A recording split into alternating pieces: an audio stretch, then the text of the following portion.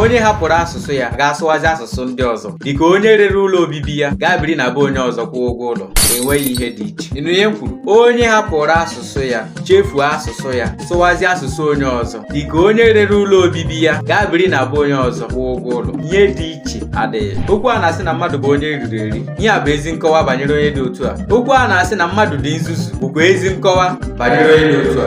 Okwu a ga-ekwu banyere onye dị otu a n'olu ndị mbụ nke a. Ha ga-asị ịbụ onye riri eri amamihe nkọrọ izu nkọrọ adịghị ụvụrụ nnọla isi ha he nnọla isi omuso okpokiri isi naanị. Ọ bụrụla ị nwere ụvụrụ enwe nke nnọla isi ndị ime mgbe ọ chọrọ ịwụpụ ahụ ọ chọrọ ịtapa obi igbo ekele m okwu a bụ maka ndị ga-aghọta ya. Pụta ọ dị n'ezi mmadụ na-eju Ụda nsọ